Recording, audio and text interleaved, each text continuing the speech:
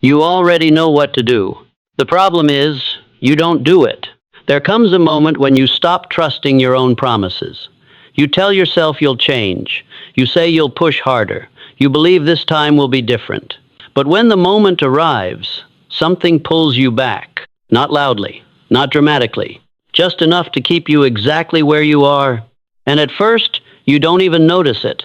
It feels like hesitation, like waiting for the right mood, the right energy, the right time. But if you're honest, that moment never comes. Days turn into weeks, weeks turn into months, and the version of you that was supposed to emerge never does. Not because you don't want it, not because you lack potential, but because your mind has been trained quietly, repeatedly to respond the same way when things get difficult. To slow down, to question, to retreat just enough to stay comfortable. And that pattern is stronger than motivation, stronger than excitement, stronger than that temporary surge you feel after hearing something powerful. Because motivation fades, conditioning stays. And conditioning controls what you do when the feeling disappears. So the real question isn't how to feel more inspired.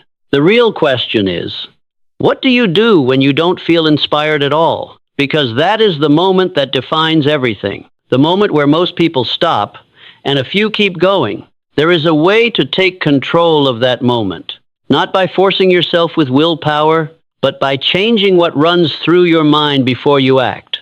Because your thoughts are not neutral. They are instructions. And when repeated enough, they begin to replace hesitation with certainty. Repetition is not just habit. It is force. Whatever you expose your mind to again and again begins to feel normal, then familiar, then true. And once something feels true, your actions start aligning with it automatically. Right now, most people are repeating the wrong things. Quiet doubts, subtle fears, limiting beliefs that sound reasonable but hold them back. They don't even realize they are reinforcing these patterns every single day. But imagine reversing that. Imagine feeding your mind words that demand action, words that eliminate excuses, words that push you forward even when everything inside you wants to stop. Not words that comfort you, but words that challenge you. At first, it will feel unnatural, uncomfortable, even wrong. Your mind will resist it, question it, try to reject it, because you are interrupting a pattern that has been running for years, and anything that disrupts a pattern will feel wrong in the beginning. But if you stay with it, something begins to change. Slowly, quietly, almost unnoticed. The hesitation starts to fade.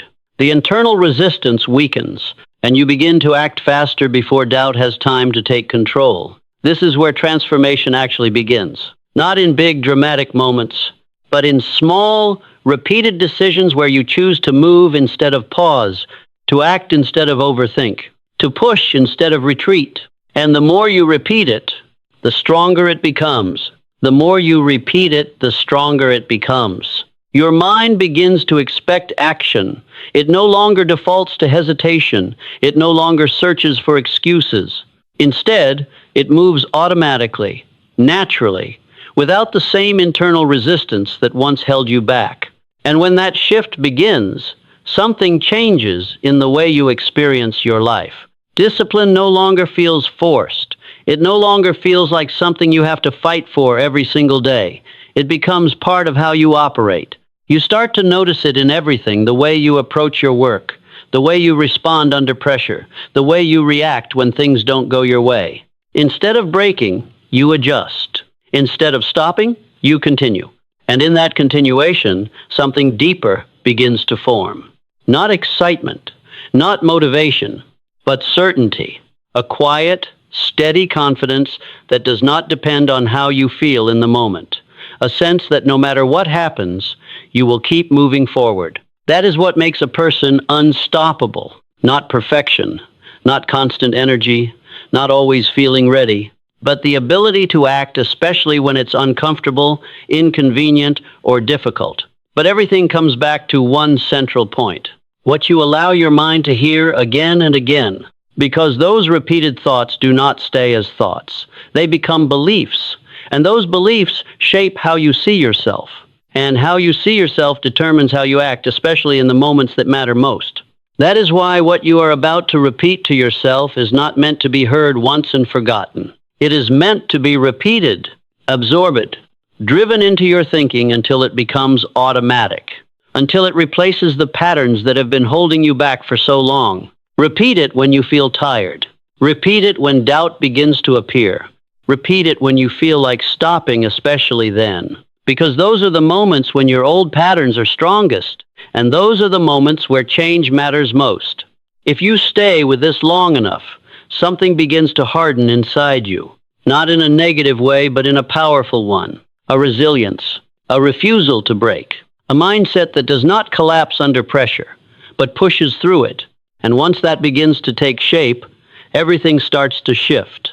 You stop waiting. You stop hesitating. You stop negotiating with yourself. You simply move. And in that movement, you begin to build a version of yourself that is no longer easily stopped. Not because life becomes easier, but because you become stronger.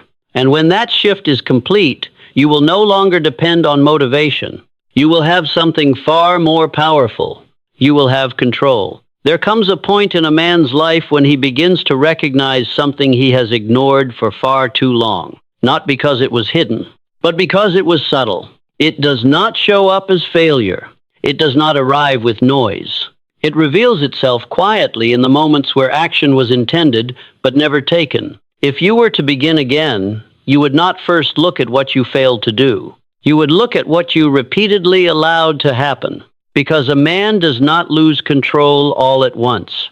He gives it up gradually, through small moments where he chooses not to follow through on what he already decided. There is a pattern in these moments. You decide to act. You tell yourself you will move, that you will change, that this time will be different. And in that moment, you believe it. But when the time comes to act, something intervenes, not forcefully, not dramatically, but quietly. A pause, a delay, a slight step back. And if you were paying attention, you would realize this is not random. It is conditioned. It has been repeated so many times that it now feels natural. There is a misunderstanding here that must be corrected. You may think you lack discipline. You may think you lack strength or drive. But in most cases, that is not true. What you lack is alignment. Alignment between what you decide and what you do. Because desire without action weakens over time, and what weakens eventually disappears. There is also something more damaging happening beneath the surface. Each time you say you will act and you don't, you break trust with yourself. Not outwardly, but internally. You teach yourself that your word does not matter, that your decisions are temporary, that your intentions can be ignored. And this teaching does not happen once, it happens repeatedly.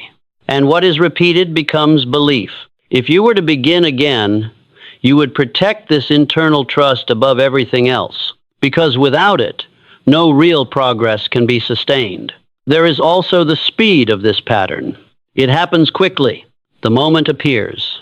The decision has already been made. But before action is taken, thought steps in. It suggests delay. It offers justification.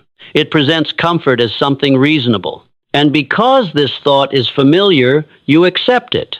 If you were to begin again, you would interrupt this process early, not by thinking more, but by acting sooner. There are many people living inside this pattern without ever realizing it.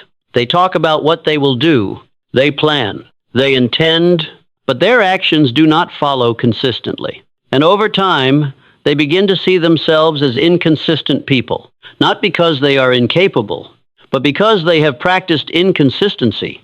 If you were to begin again, you would refuse to accept that identity. You would replace it through action. There is a clear difference between someone who follows through and someone who doesn't. The first does not speak excessively about what they will do. They act. And through action, they build something powerful. A reputation not just with others, but with themselves. The second speaks often but acts less. And because of that, they appear uncertain. Not because they lack ideas, but because their actions do not support them. If you were to begin again, you would become the first person, not through force, but through repetition. There are examples of this principle everywhere. People who built something meaningful did not rely on intention alone. They acted repeatedly, consistently, and through that repetition, they built something more valuable than results. They built self-trust, and self-trust creates confidence that cannot be shaken easily. Not because you feel strong, but because you have proof. There is also a compounding effect to all of this. One small delay may seem insignificant, but repeated delays create a pattern, and that pattern shapes identity. Over time, you become what you repeatedly do. So if you were to begin again, you would treat every small moment as important. Not because it is big, but because it is repeated. And what is repeated becomes who you are. But the reverse is also true. A man decides and acts, then he does it again and again. At first, it requires effort. He must overcome hesitation. He must interrupt old habits. But with repetition, something begins to change. Action becomes easier. Hesitation weakens, and eventually the pause disappears. If you were to begin again, you would continue until that transformation is complete, because something powerful begins to rebuild inside you. Trust. Each time you follow through, you strengthen your belief in yourself. You begin to expect action. You no longer question whether you will move. You know you will. And in that knowing, confidence is formed. Not loud confidence, not arrogance, but certainty. There is also how others begin to see you. A person who acts consistently is perceived differently. Reliable, focused, capable. People trust their word because it is backed by action, and as a result, opportunities begin to appear. Not because you chase them, but because your behavior attracted them. But that is not the goal. The goal is control. Because when what you say and what you do are aligned, you gain something most people never develop. Consistency. And consistency leads to momentum. And momentum leads to results. So if this were to be reduced to a simple instruction, it would be this. Do what you decide, immediately, without delay. Let that become fixed in your mind. I follow through. I act when I decide. I do not retreat. Repeat this not as motivation, but as command. Because when the mind is trained to act on decision, hesitation begins to disappear. And when hesitation disappears, action becomes continuous. And when action becomes continuous, you are no longer someone who intends. You become someone who executes, consistently, relentlessly, without returning to the pattern that once kept you stuck. Once you begin to understand that broken promises are not failure, but a repeated pattern, you start to see what truly governs your actions. Not your intentions, not your motivation, but your conditioning. Because most people act with certainty when they feel strong, when energy is high, when the mind is clear. In those moments, action feels natural, progress feels easy. But that state never lasts. And when it fades, something else takes over. Conditioning. If you were to begin again, you would stop relying on how you feel. You would begin examining what you have trained yourself to do when you don't feel like acting. Because that moment when motivation disappears is the moment that defines everything. There is a misunderstanding that must be corrected. You may believe you need more motivation, more inspiration, more drive. But motivation is temporary. It rises, it falls, it disappears. And when it disappears, you don't rise to your goals. You fall back to your conditioning. So if you were to begin again, you would not chase stronger emotions. You would build stronger patterns, because patterns remain when feelings fade. There is a moment that appears whenever effort becomes difficult. The mind begins to speak. It suggests pause. It suggests delay. It offers reasons that sound logical, reasonable, even necessary. And because you have accepted these thoughts before you accept them again, not consciously, automatically, this is not weakness. This is training. If you were to begin again, you would recognize this moment immediately, because this is where your conditioning reveals itself. Not when things are easy, but when resistance appears. Many people can act when it feels good. They begin with excitement. They move with energy. But the moment difficulty shows up, they slow down, they hesitate, they retreat, and without realizing it, they reinforce the exact pattern they are trying to escape. If you were to begin again, you would measure yourself differently, not by how you act when you feel strong, but by how you act when you feel nothing, because that is where control is built. There is also the way this conditioning is formed, a delay here, a hesitation there, a moment of retreat, repeated again and again. And each time it becomes easier, more natural, more expected, until eventually it no longer feels like a decision. It feels like your nature. If you were to begin again, you would interrupt this process early, because what is repeated becomes automatic, and what becomes automatic controls your behavior without question. But there is another version of you, a different response, a different pattern, a version that acts even when it does not feel ready, a version that moves when resistance appears, a version that continues when effort becomes uncomfortable. This version does not exist because life is easier. It exists because the response is different. If you were to begin again, you would become this version, not by waiting to feel strong, but by acting before strength appears. There are examples of this everywhere. People who achieved something meaningful did not rely on moments of inspiration alone. They continued when things became uncertain. They moved when problems appeared. They acted when effort was required beyond comfort. Their actions were not controlled by emotion. They were guided by decision. If you were to begin again, you would follow this same principle. There is also something important that happens over time. Conditioning begins to replace decision. At first, you must decide every time. You must push yourself. You must remind yourself. But with repetition, something shifts. You no longer need to decide. You no longer ask yourself whether you will act. You simply act because it has become part of who you are. That is when discipline stops feeling like effort and starts feeling like identity. There is also a danger you must understand. Temporary motivation. You hear something powerful. You feel energized. You take action for a while. But if that action is not repeated beyond the feeling, it fades, and you return to your old pattern. If you were to begin again, you would not depend on these moments. You would use them, but you would build beyond them. Because real change does not happen in moments. It happens in repetition. There is also the process of reversing the pattern. You must act when you don't feel like it. You must continue when resistance appears. And you must repeat this again and again until resistance weakens. Because resistance is not permanent.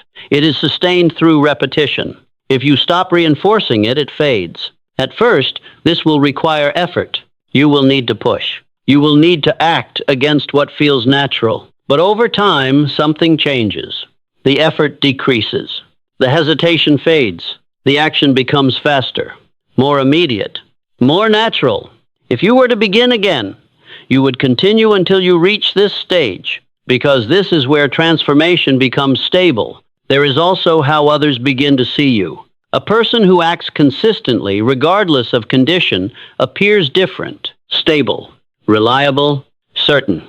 They do not see your internal struggle. They see your consistency, and that consistency creates trust, respect, opportunity. But again, that is not the goal. The goal is internal control, because when you can act without depending on how you feel, you become dangerous in the best way. You become someone who cannot be easily stopped. There is also a compounding effect. Each time you act when you don't feel like it, you strengthen the new pattern. Each time you continue, you weaken the old one. And over time, the new pattern becomes dominant. If you were to begin again, you would trust this process, because it is gradual but certain. There is also a different kind of confidence that begins to form, not based on excitement, not based on belief alone, but based on proof. You know you will act because you have done it repeatedly. You no longer depend on motivation. You depend on your conditioning, and that is far more powerful, because motivation is unstable. Conditioning is reliable. And once your conditioning is built, you no longer need to fight yourself. You move automatically, consistently, without hesitation. And that is where everything begins to change. You stop waiting. You stop overthinking. You stop negotiating. You simply act. And in that action, you build momentum. And in that momentum, you build identity. A version of yourself that does not collapse under pressure. That does not retreat when things become difficult. That continues regardless of how it feels. That is what it means to become unstoppable. Not perfect. Not always motivated, but always moving forward. And it all comes back to one thing: what you repeat to yourself. Because those repeated thoughts become your instructions.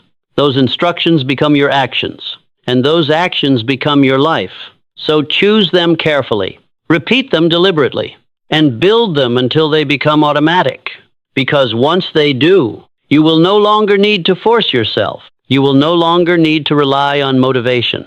You will no longer need to fight hesitation. You will have already replaced it with something stronger, with something stable, with something that cannot be easily broken. You will have built control,